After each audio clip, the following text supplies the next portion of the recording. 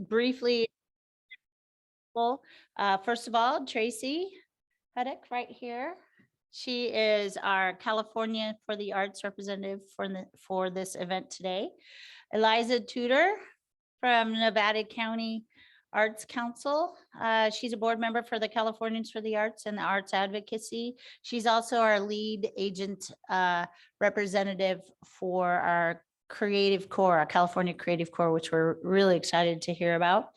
And then I'm not sure Courtney is here. Do we see Courtney? Courtney Farrell is our project manager for SURF. I hope she's able to attend. I have not seen her come in. Eliza brought Katrina and Gianna with her today from the Nevada County Arts Council. They'll be popping in there. There's Gianna right there and Katrina popping in and out as well. I wanted to also recognize one of our Shasta County Arts Council board members, Carlo Henry, sitting there, who's here today. We're excited to have Carlo here to represent. And then our staff members running around. Thank you to our staff for helping facilitate this wonderful event. Yes, Dar. Yeah, come on closer.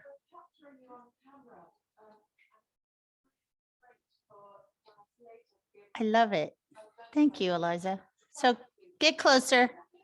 I know you may still be a little shy with COVID, but we're very excited to be live and in person. As you also can see, we're going to have a little bit of technology going on with our Zoom meeting too. So it's pretty exciting to see that as well. Yeah, I know. No front row Joes, huh?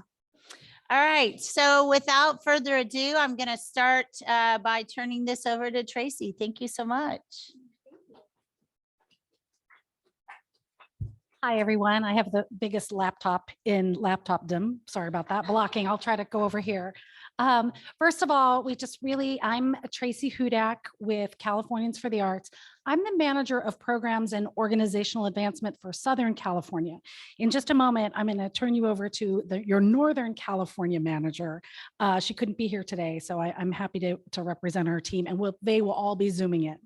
And on behalf of our CEO, Julie Baker, and the team, we'd like to express our gratitude to our partners and to all of you, those who made it possible and you who are making it real, because this is only our second ever in-person regional conversation. We've been conducting these via Zoom since COVID.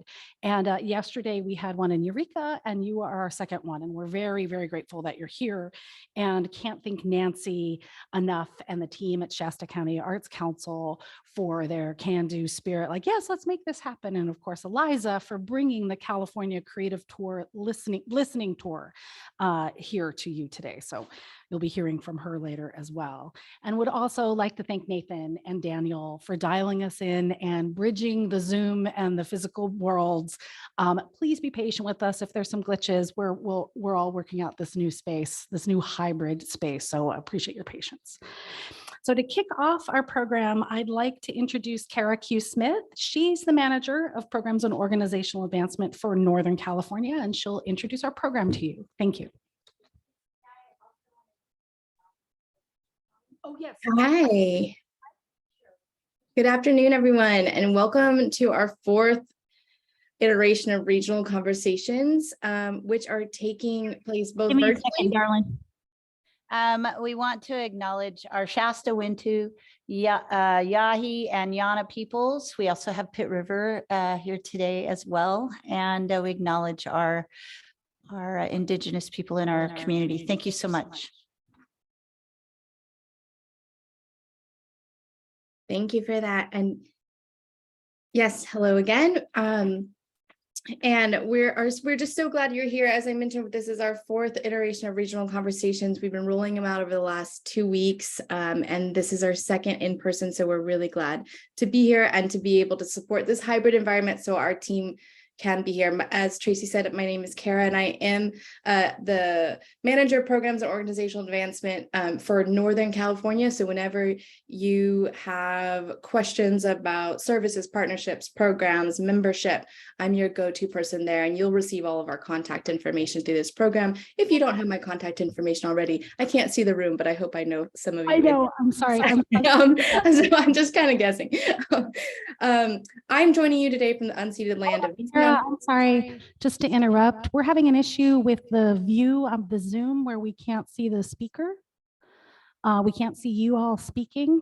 I'm not sure what the solution. Nathan, do you have a recommendation? Does he need to switch it to speaker view? Eduardo, if you could try speaker view, and we have to be able to hear them. So if you could turn them up.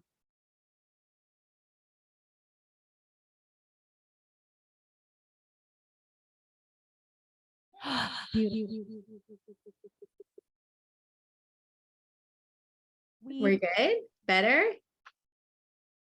Sorry, just a second. Okay. All set? Sorry, guys, there's still a speaker view issue.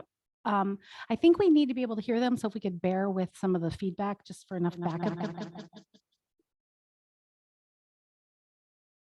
I need your advice, guys.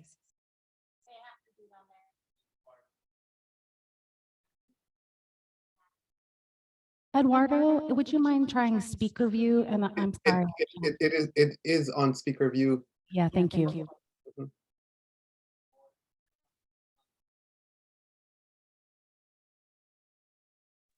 And previously, I also had it in the spotlight. Right. For some reason, the images are not side by side with the slideshow. It's weird. I'm going to send you a picture.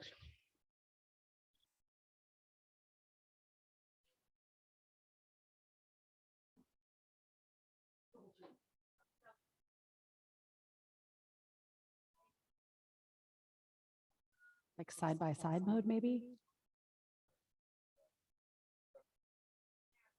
Right, but that's going to cover her slides. No, we have slides. It looks like the image you just sent us, Tracy's, you can see us. It has to do with the ratio, it looks like. The ratio on the TV? Yeah, on the screen, because you can see us to the right on the image you sent us. It's just, you can't, it's just the edges of our 4 boxes or whatever. Yeah, you're right, Julie. Well, is it the ratio of the screen maybe with the television?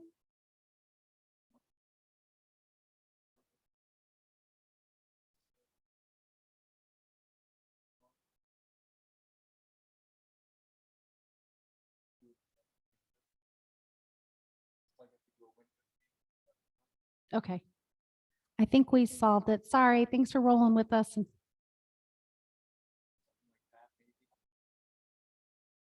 Great.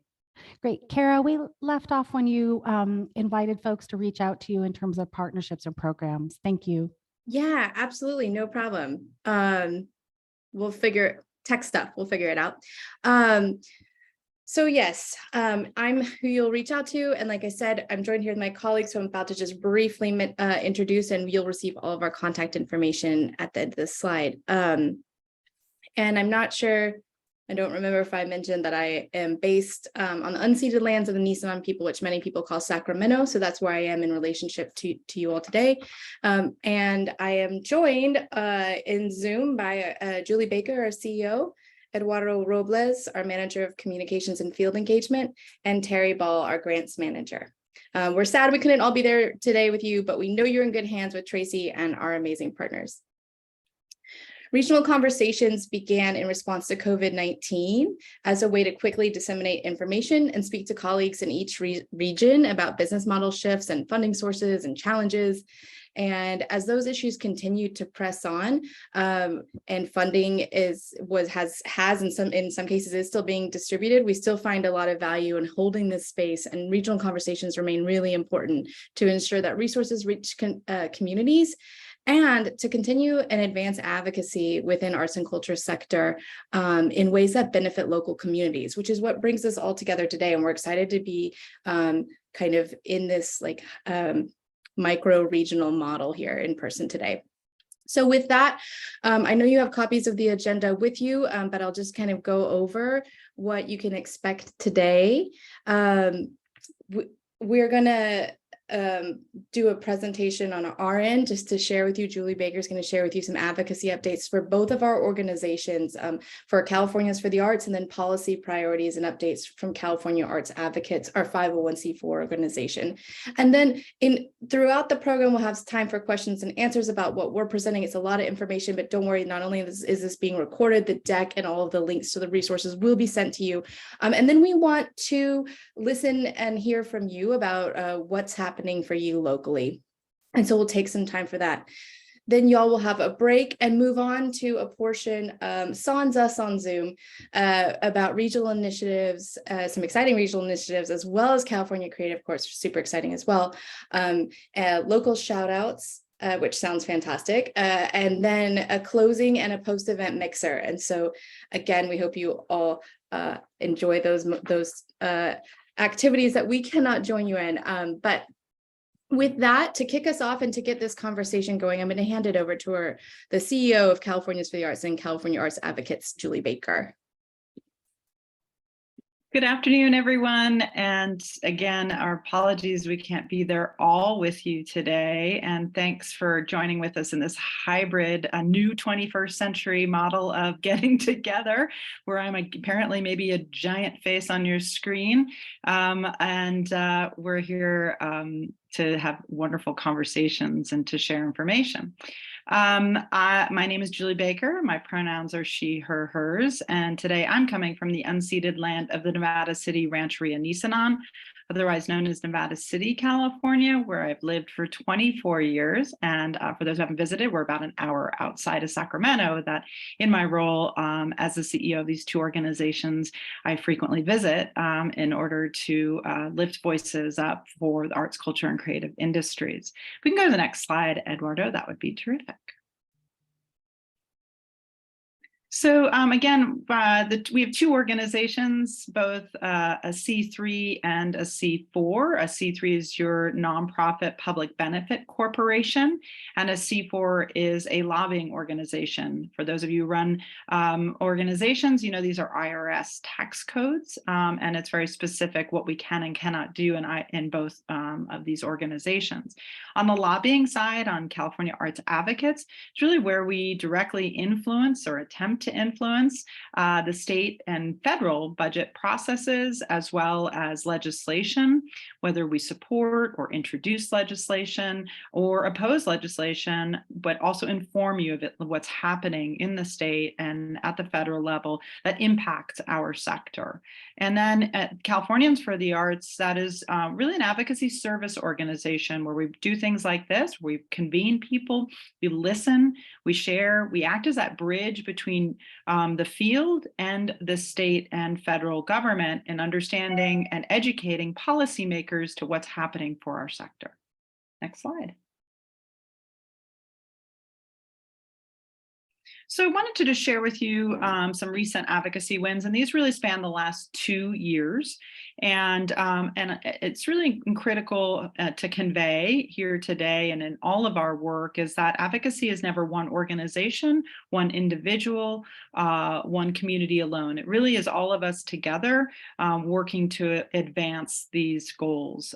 So over the last several years, what we saw during the height of the pandemic, when we were in many ways, many of us in the arts still shut down, it was really, really critical for us to convey to the government how we are one of the hardest hit industries and how we need specific and increased relief funding at the state level, in addition to all the things we got at the federal level, like the Shuttered Venues Operators Grant Program. So in the year 21-22, we saw over $600 million in California alone invested into arts recovery. And I'm going to go through some of those programs, which will also show you which ones are still open, which ones will be reopening, and hopefully ones that you've either applied for or will consider continuing to apply for. We also were one of the organizations, the lead organization, to work on the first ever creative workforce bill in the United States. It actually was signed by the governor in October of 2021. And we're really excited to tell you a little bit more about that as well.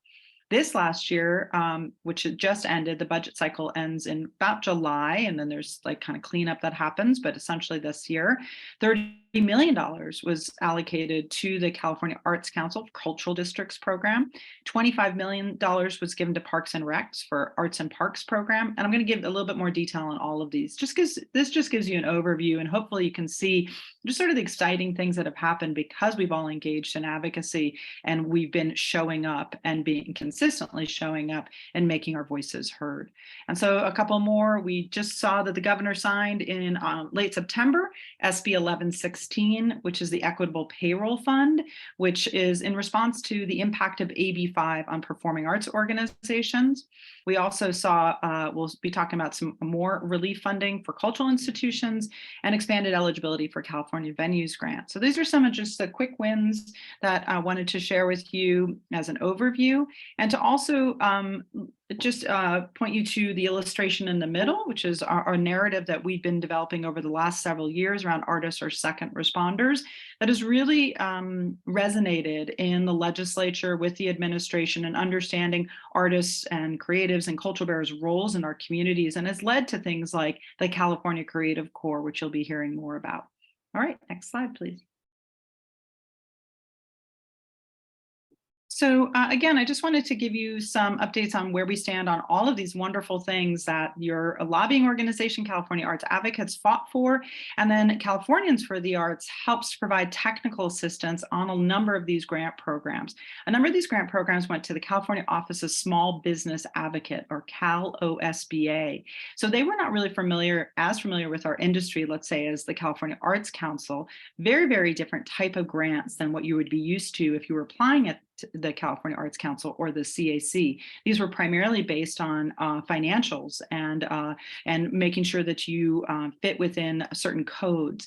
We've been working very closely on all of these grant programs, and Terry Ball, who's on the call today, is what we call our grants manager. She's helped a lot of people through these processes to make sure that you're getting the funding you need. The California Venues Grant Program is $150 million that was allocated. Those are grants up to $250,000. That's actually going to be reopening quite soon because we got expanded eligibility, expanded what we call NAICS codes, which are ways to classify organizations in order to apply. That we'll be talking about soon. So stay tuned and make sure if you are a venue in the arts, obviously, and you didn't get to apply because you thought you weren't eligible, consider that you might be able to apply when it reopens. There's also the California Nonprofit Performing Arts Grant Program, which is currently open, and that's for nonprofit arts organizations, performing arts organizations with budgets under $2 million. This gives you payroll assistance up to $75,000. Again, this is in direct response to AB 5, Assembly Bill 5, which made it changed employment code here in the state of California so that it made it more difficult for particularly performing arts organizations to hire people as independent contractors, performers, people in production, and so on. It increased expenses anywhere from 40 to 80% for organizations. And as we know, those of us in the nonprofit performing arts, how your margins are quite thin to begin with. We certainly didn't want to start seeing $1,000 tickets for community-based programs. So we needed to figure out solutions. And some of this is really to ensure that we get more funding for these organizations that have been hit by the impact of 85, and allows us then to actually pay artists and people within these organizations a minimum wage at the minimum. So it's not a bad thing. It's just that it's something we need to continue to fight for in terms of investment. And then finally, cultural institutions. If you recall, way back 2 years ago, we got $50 million only for cultural institutions in the first iteration of the California Relief Grant Program. Again, because we lobbied saying we were a hard hit industry. It was only expended about $30 million because many of you probably applied just through the regular California Relief Grant Program. We now have $20 million left over. Originally, SBA, again, the state agency, said to the governor, oh, just put it back into the general budget. We lobbied and we said, no, this is an industry that continues to need this funding. Please keep it within this industry. And so there is $20 million around that remains, and that should be reopening soon. And even if you received a grant prior for cultural institutions through California Relief Grant, if there's still dollars left over after we open it up and new people apply, you could reapply. So stay tuned for that. Next slide.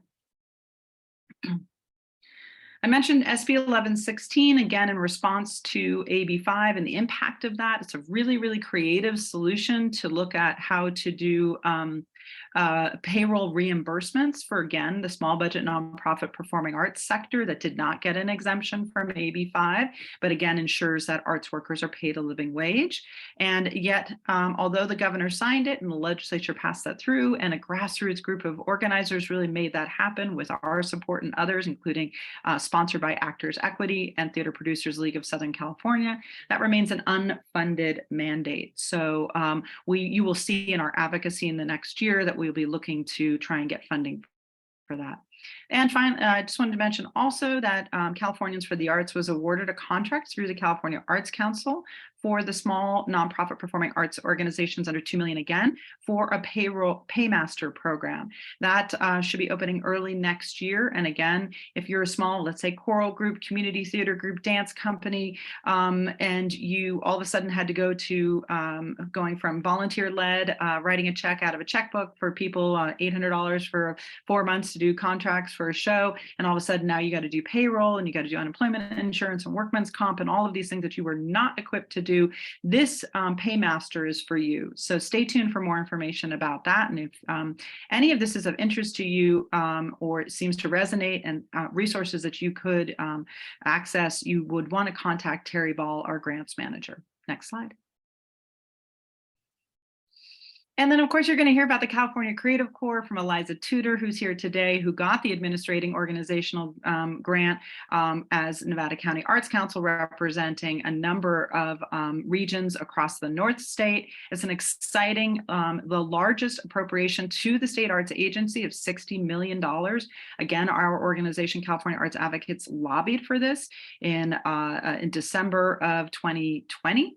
And we saw that it reintroduced in the governor's budget, and we were able to now see this realized. It's a really exciting program modeled on the Works Progress Administration. It's really a way to put artists to work.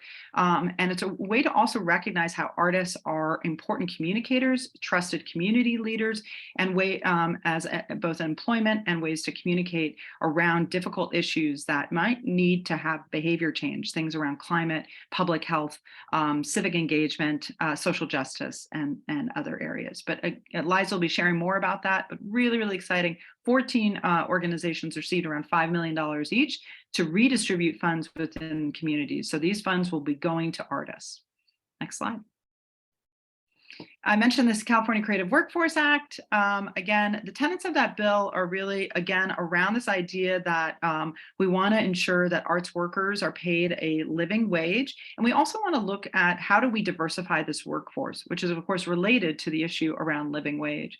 And so it is something that we were excited to see get through the legislature. The governor signed, but it, like SB 1116 that I mentioned earlier, it remains unfunded. We want to at least try to see a pilot program for this introduced in the next year. So we'll be fighting for that. And those of you who are 1099 workers, if you've remained that as independent contractors, maybe you were called during the pandemic unemployment assistance from the federal government that came then to the state government. Senator Allen, who is the chair of the Joint Committee on the Arts, he has introduced, and the governor signed, a bill to study the potential opportunity for more of this type of unemployment for self-employed workers. So that's something we're tracking, as arts workers are by far nationally the largest sector of self-employed workers. Next slide. And then cultural districts, again, now just as a note, when I say unfunded mandate, in 2015, the cultural districts was passed in the legislature to establish this as a program under the California Arts Council. 14 pilot districts were created, including Eureka and I think Redding also, and apologies, I don't have that in front of me, and also Nevada County and others across California. However, they weren't given any money to do it. They were given $10,000 over 2 years, which, as you all know, is not enough. It doesn't go very far. So for 7 years, it's taken for us to finally see real investment in cultural districts. And this is just the power of advocacy, consistent advocacy between the Cultural Districts Coalition, our organization, and others, really ensuring that this is something that gets prioritized in the budget. So we're really excited to see 30 million. It's in development at the California Arts Council right now, and I'm sure you'll be hearing more about that soon. Next slide. I mentioned $25 million for art installations in parks. That was something that someone at Parks and Rec actually introduced to the governor as an idea. The governor put it in the budget, and it made it through the budget process this last year. We've been in touch with that department, and we know that there'll be something introduced again, probably in the first quarter of next year around this. But again, this is another opportunity to employ artists in local communities at parks. And I think it's state parks. So hopefully there are state parks in your region as well. I'm sure there are. Next slide. Then, very exciting news for those of us who want to ensure that access to arts for all students happens in the state of California. Prop 28 passed here in the state on November 8th, and this was a really exciting, again, grassroots advocacy introduced by former superintendent of LA schools, Austin Butner. He got a lot of celebrity support, but honestly, when you look at the history of ballot measures, this was not like $400 million like others that were funded at that level. This was a much smaller ballot measure in terms of how much money was put towards it, but it won overwhelming support in the state of California, which really says that people care about arts education and access to arts education for all students across the state. It will ensure close to $1 billion a year for arts education. This is what they call ballot box budgeting. In other words, this tells the legislature, the administration, that this has to happen. They don't have a choice. And so 80% of those funds go to employ certified or classified employees, arts teachers, and 20% can go to non-certified or classified teachers and materials and other things like that. There'll be more details about this coming out very soon. We work very closely with Create California, who are the arts education advocacy organization, and we are in talks with them about making sure that you're all informed about how can you access these funds, whether you are a certified teacher or you want to become one, or you're a nonprofit arts organization that provides these services in your community. How can you advocate to ensure that you can get access to that? As well as $3.5 billion, B for billion, was in the budget this last year for an arts and music block grant program. However, if you can see on the slide, it might be kind of small. Unfortunately, it's a little deceptive, and that says arts and music block grant, but then it has a little bit of everything, as I say, everything but the kitchen sink in the bill. In other words, it even could include things like retirement and healthcare cost increases for a school district. So these are the types of things where advocacy is going to matter at your school district level, because the way that California works is that the funds go through the California Department of Education, and then they go to the local control funding model. So if these are obviously important to you, as they are to all of us, you'll be given a lot of opportunities to advocate at the school board level with tools provided by folks like Create California. Next slide. That's it. All right. So that gives you an overview of some of the stuff that we've been doing as a coalition, and what are some opportunities are currently available to you in terms of resources. And now is a chance to ask any questions about some of the things I presented before I go into kind of what we're going to be doing in this next year.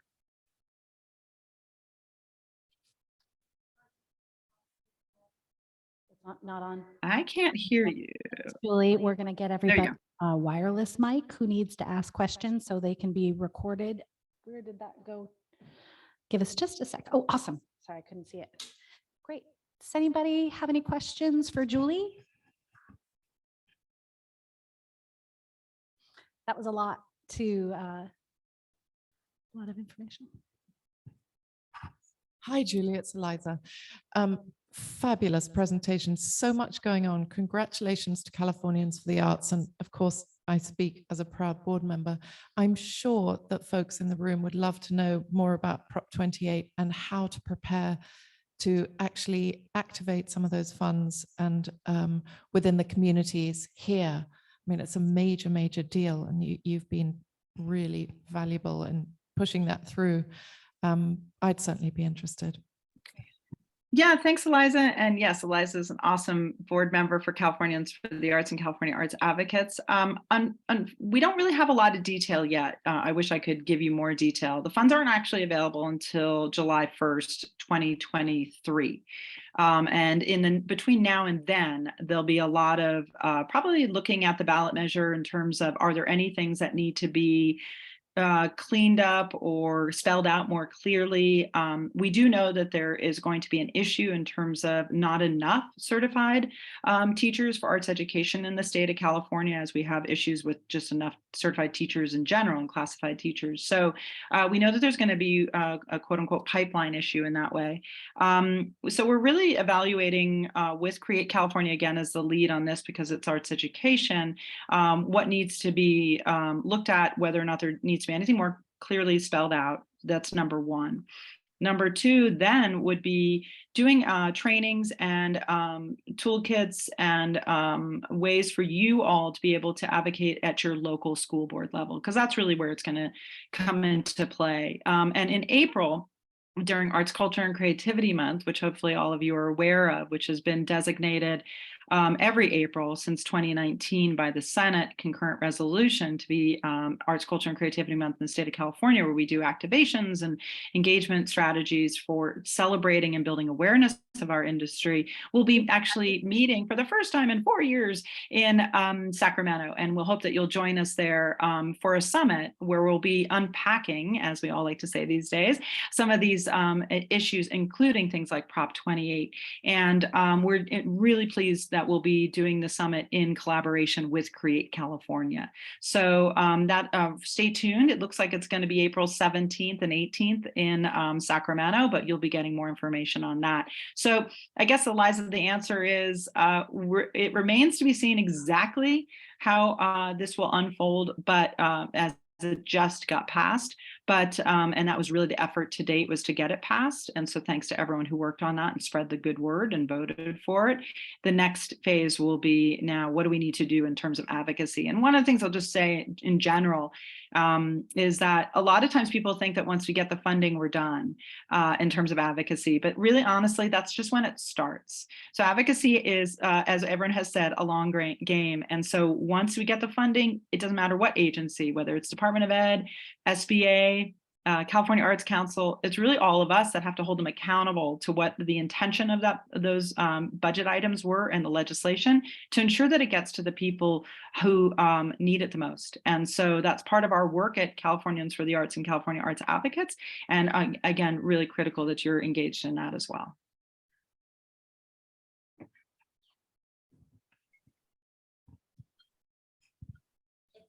It's on. Okay.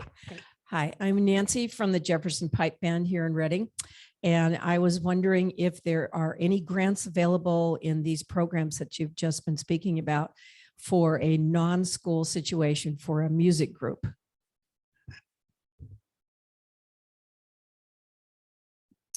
I mean, there's potentially lots of funding out there. It depends. In the things that I was mentioning very specifically are some of the relief programs, some of the larger items that have been allocated to the California Arts Council, and then SBA at the state level. And many of these, like the Creative Core program, the intention is to hire artists. So they might have an administrating organization like Eliza is representing today and will tell you more about. But then those programs will be accessible for people to apply specifically for grants to be a part of those that solution in terms of what the Creative Core is hired to do. Similarly, at the California Arts Council, you certainly have a lot of different grant programs. They're looking at general operating support.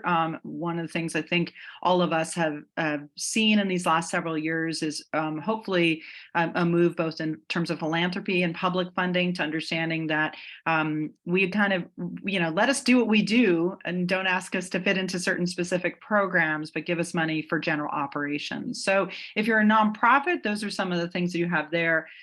If you're a for-profit, and potentially, Terry, they could fit into musical groups, fit into the live venues grant. Isn't that correct? In nonprofit performing arts, if you're a nonprofit. Yes. So if you're a for-profit, and I'm not sure if you were a for-profit or nonprofit, the venues grant is something that you would want to look at in terms of when it reopens. Nonprofit. And Okay, I'd- then both of those you should definitely check out. with your local state local partner, your county arts agency, which is Nancy and Agatha, who are here in the room, because it's part of our role as county arts councils to make sure that we're fully aware of the of grants that are available at any one time and what the funding cycles are and the grant activity periods, and to be offering technical assistance on grant writing and all those sorts of things. So keep really connected with your local arts council as well.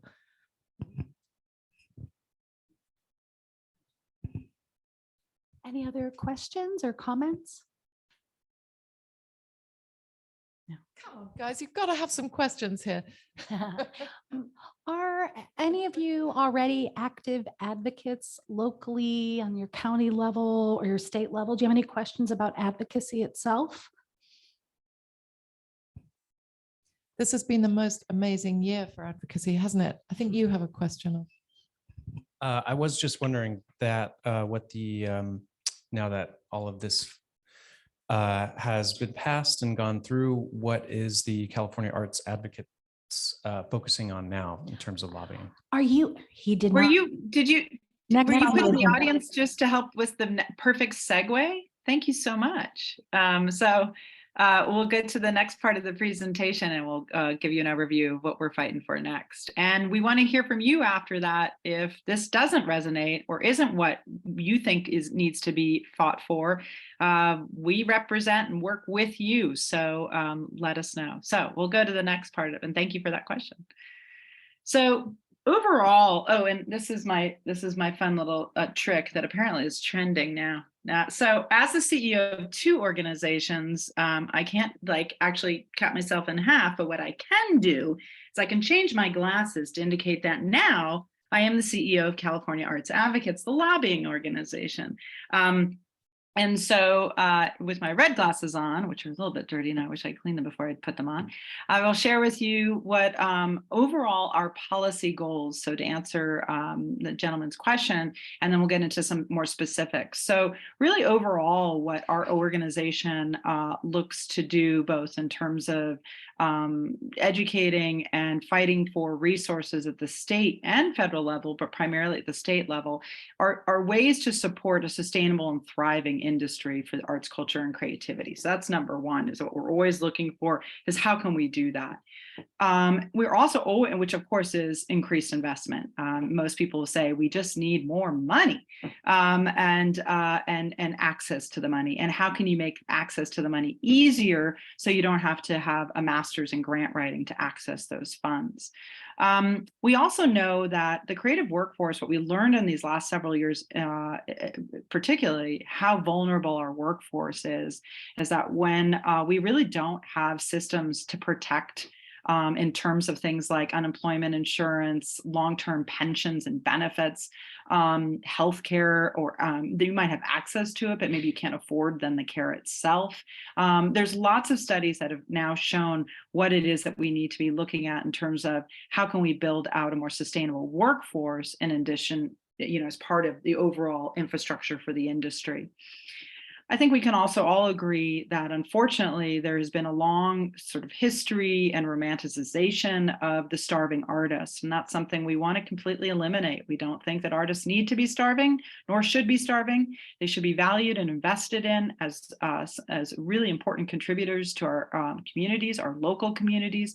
The work that they do should be seen as work, should be seen as labor. And the creative process should be valued as much as we value R&D for manufacturing. So those are some of the things that we always are looking at. How do we both educate and look for policies that can support these ideas?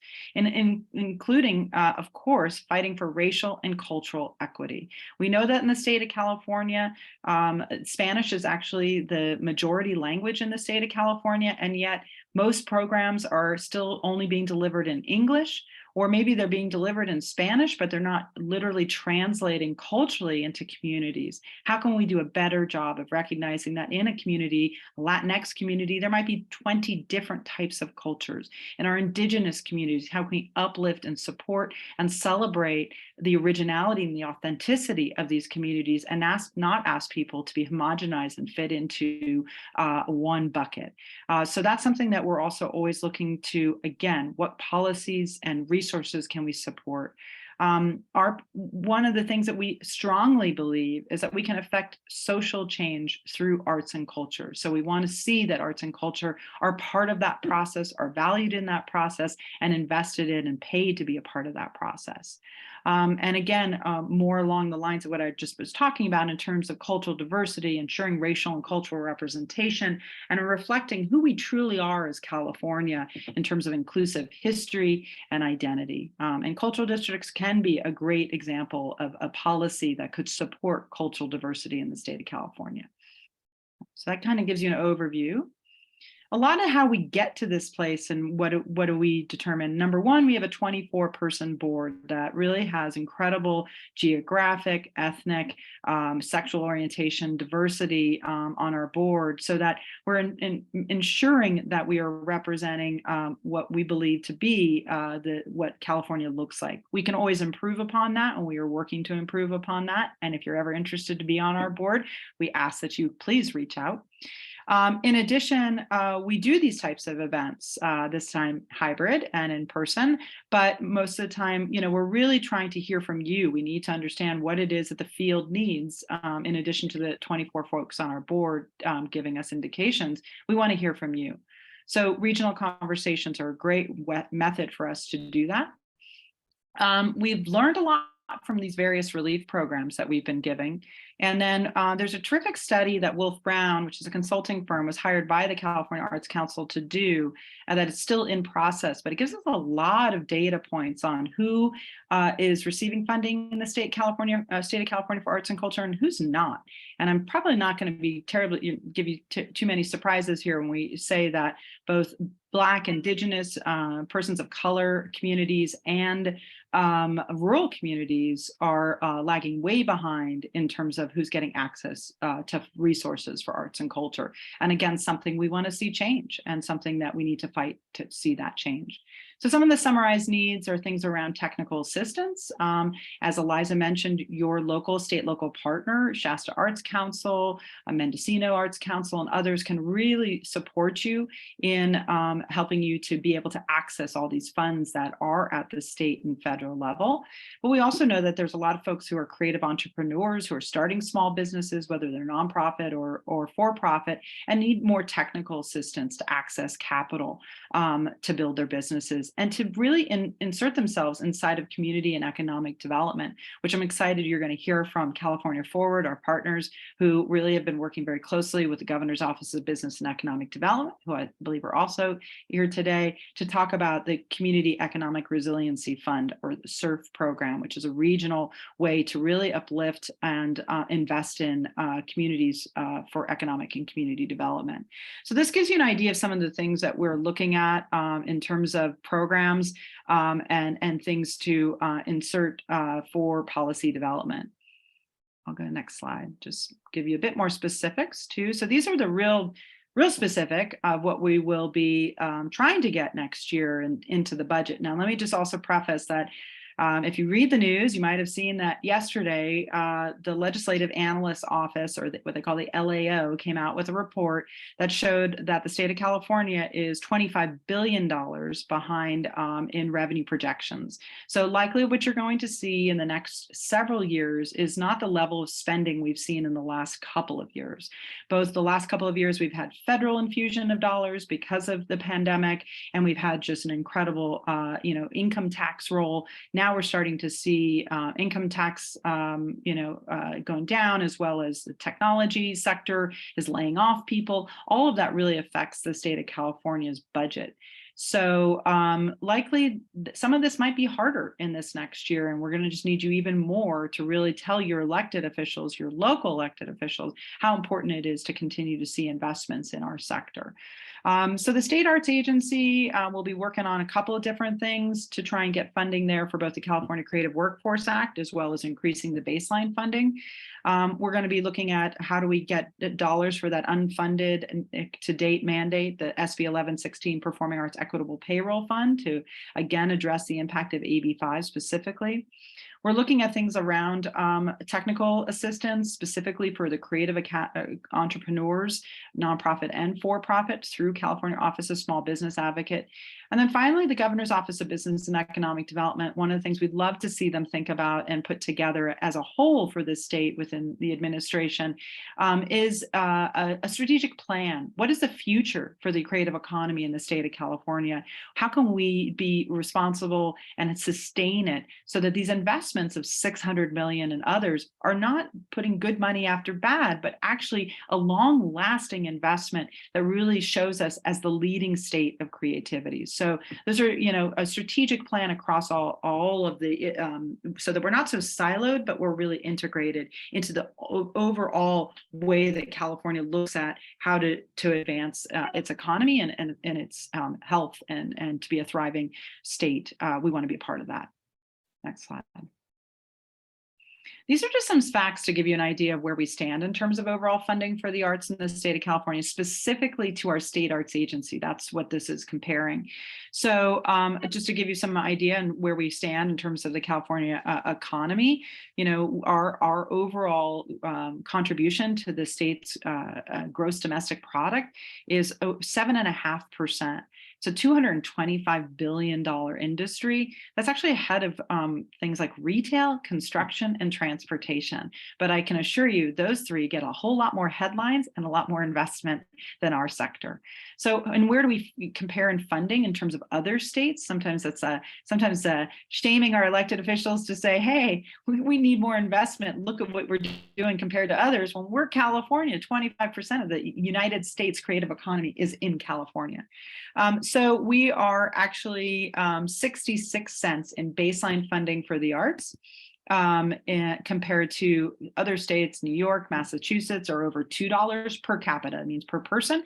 And Minnesota is actually over, it's about $7 right now per capita. Next slide. So, and this gives you a history of, again, the State Arts Agency. And again, although we, in these last several years, we've really worked to make sure that we're seeing in other buckets of funding. And that's important because there's always going to be a lot more money for small business. And there's always going to be a lot more money unless we dramatically change the landscape of how arts and culture are funded. And maybe someday we will. But until that time, we need to be seen inside of community and economic development, inside of tourism, inside of public health, and all of these other buckets of funding, workforce development. But let's look at the State Arts Agency. For right now, back in the year 2000, almost 23 years ago, the State Arts Agency baseline budget ongoing funding was $30.7 million. Fast forward to today, the baseline funding for the arts is $26 million.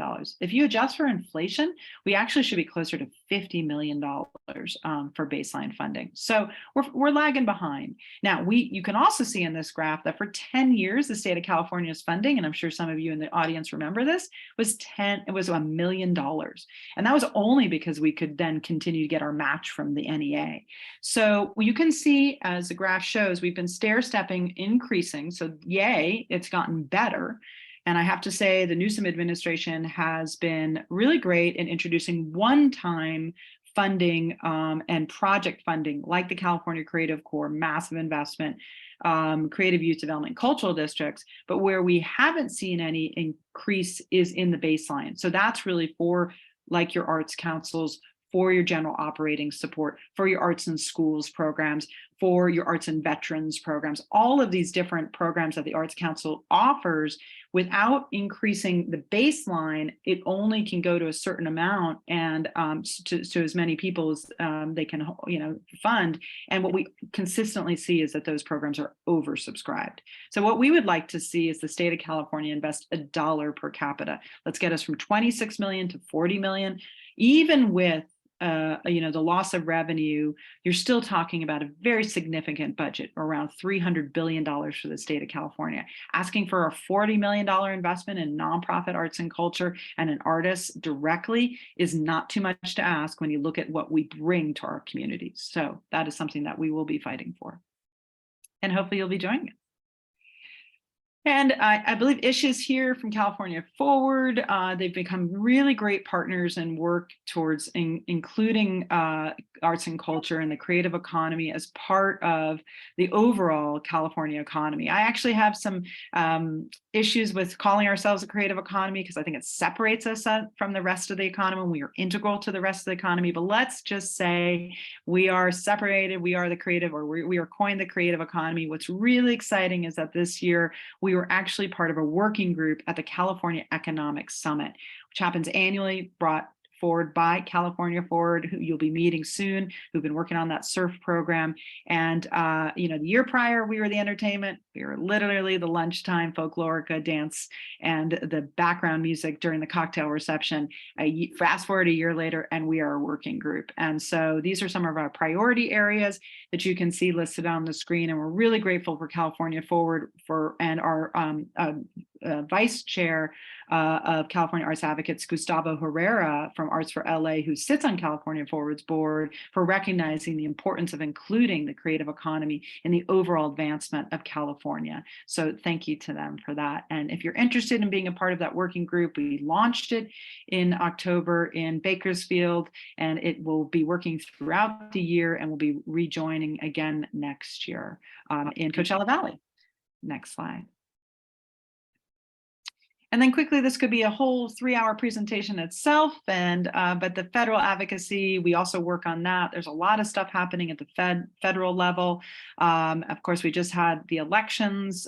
So, make sure that we both had the elections here in the state and the federal level. One of the things that you can be doing right now is making sure you know who your elected official is for your state senate and your assembly member and your congressional representatives.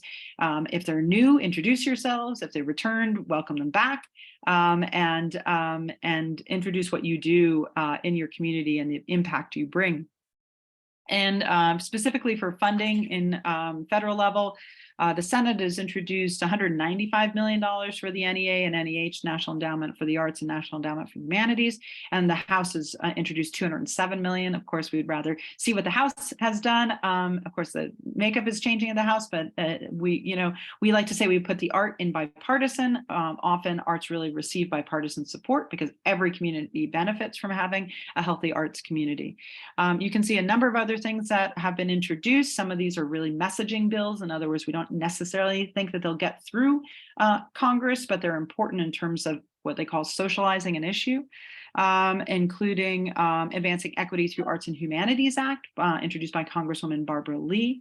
And also just to note that President Biden has reintroduced a committee for the arts and humanities. So again, we're seeing that there's a lot of momentum in the elevation of arts and culture and creative industries and the workforce as integral to our communities and to our states and to the federal government. So let's keep that momentum going.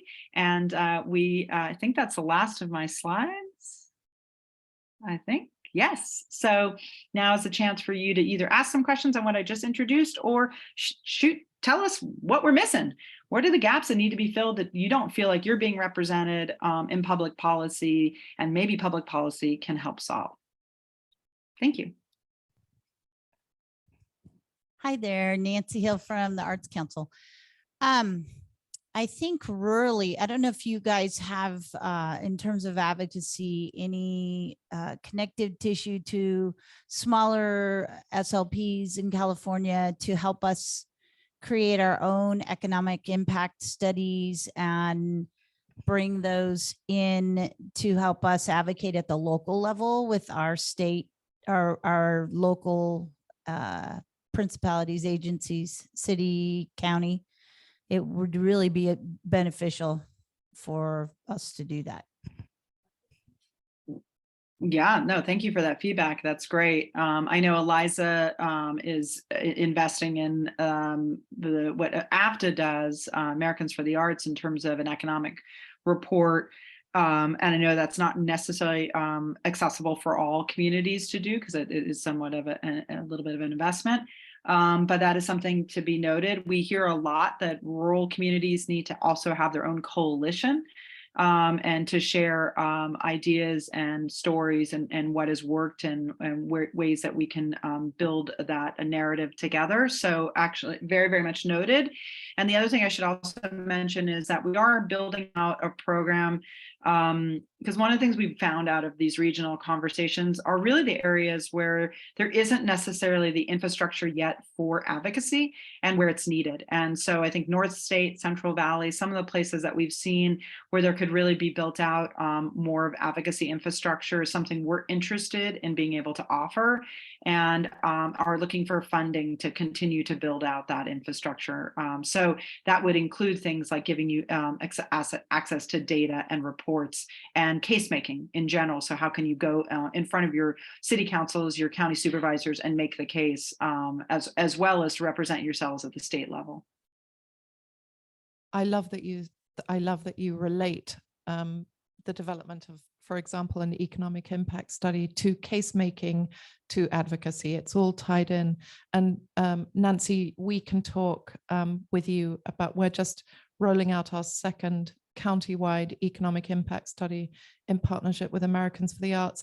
And this year, one of the delicious things about that is that Americans for Arts are weaving in a very strong social impact element to it, which is measuring the degree to which our BIPOC communities and our underrepresented communities are actually participating and contributing simultaneously. So there's a very strong social bent. So it's all the more reason for you to get engaged, and I can help you.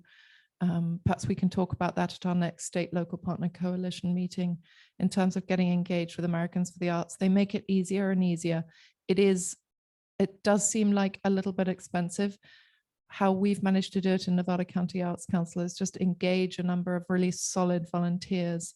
And there are things that you can start doing even before Americans for the Arts and you partner just to do the foundational work. We Go at ahead. the Creative Economy Working Group heard from Blue Sky, San Luis Obispo, Santa Barbara area. And it's an arts colony type of situation. And he kept looking at data, economic and all kinds of data on the region, and that there were these great error numbers, like big margins of error for what the data may or may not reflect. And he was like, we could just do a survey and execute it through all kinds of very creative measures, through a newsletter, through events and things like that, gather data on the local arts and culture scene themselves, and took that on if that's an option as well. Any other? I'll just mention too, Tracy, that we are looking at hiring on our team a policy and research analyst. And so that could be a service as part of our, what we're calling RAIN, which is the Regional Advocacy Infrastructure Network Program, where we could offer services in the state to folks to build out that case making. So stay tuned, but in the meantime, definitely continue those conversations with Eliza. Could I ask a question? I apologize if I missed it, but was there any specific language around internet access in your policy priorities? Yeah, digital access, internet access is a big, I would say that's more sort of the, the what do we call the peripheral or proximate issues. It's obviously really important, particularly for rural communities. I know I live in one where it's not as accessible for everyone. So, but thanks for bringing that up. Is there anything more specifically you'd want to tell us about that? I was just curious if, I imagine, just like you said, it's an issue that affects everyone. I was just wondering how it intersected with the arts priorities. Just because we're, here in Shasta County, definitely super, super rural out here. Laurel with GoBiz, is that something you might be able to speak to at all too in terms of regional? I know in terms of economic development funding and some of the focus in terms of broadband for all, there's federal and state dollars and effort towards that, but I don't know if you had any comments to add on rural broadband access that you're thinking about. No, Laurel's here with us from GoBiz, and you'll get to meet her. So I don't mean to put you on the spot just yet, but yeah, and you can just say, yeah, I have something to say about that right now, or no. And if you do, I'll hand you the mic. Awesome. She'll speak to that when she presents. Thank you. Anybody else?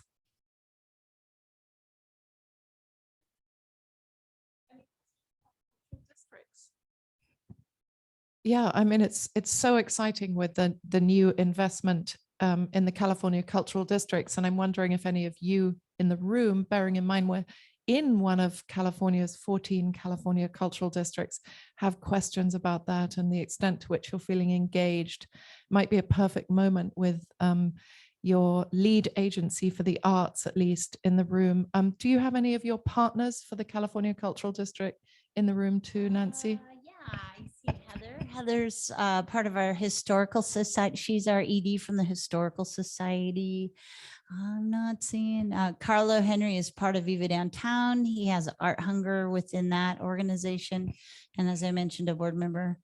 But no, I don't see any of our partners here today, unfortunately. But we have a very active cultural district. We have 6 original partners and about 10 organizations now participating in the cultural district in our community, economic, creative, et cetera. And we've got a lot of steam behind us.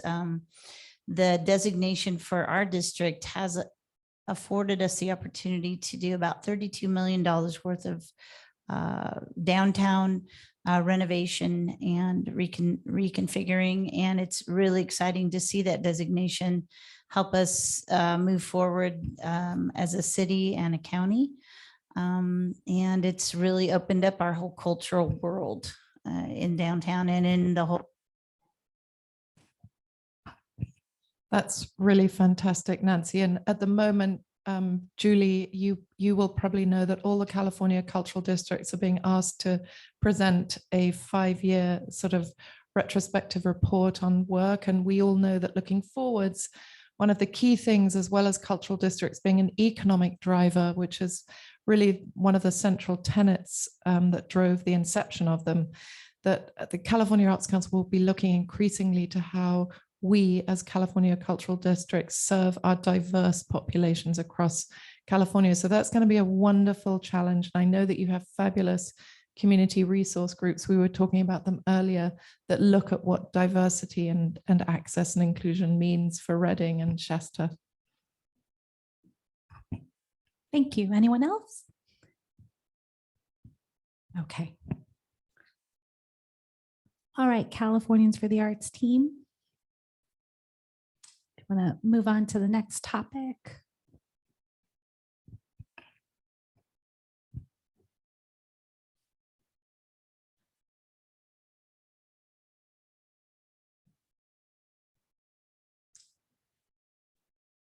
Did we lose the Zoom? Nope, we're still here. Should we move on to the how to stay involved slide? Is there any? Great. Okay, great. Okay, well, thank you so much for sharing a bit with us today and allowing us to share our priorities. We want to share more about how to stay involved, get involved if you're not already involved. First and foremost, we rely on members to keep these programs free and value them greatly. So thank you to everyone in the room who is a member. But we encourage everyone to become a member as an individual and organization or as an organization. You can also stay engaged with us on social media at Californians for the Arts, as well as at California Arts Advocates, and share our posts, tag your legislators, keep them involved in the work we're doing. If you can express interest in joining the Creative Economy Working Group, provide public comment at the local level at your city council meetings. Let them know what you're doing, what challenges you're facing in the arts, and get involved in regional advocacy as you can, or reach out to us about RAIN, and ask us about our consulting services, and participate in Arts, Culture, and Creativity Month, which we're really excited about. We hope we may be able to see some of you in Sacramento, or at the very least engage with you in our digital campaigns throughout the month of April. So with that, thank you everyone for being here. I think we will sign off from Zoom now, and hope that you enjoy the rest of the program in person. Great. One more slide. There we go. Cool. And this resource will be, this deck will be emailed to you as well. So you'll have all the contact information that's provided. Thank you, team. Thank you so much. Thanks, everyone. Have a great afternoon. Thanks, Tracy, for holding down the fort for CFTA and CAA. We truly appreciate it. We'll see you guys soon. Hi, everyone. Great.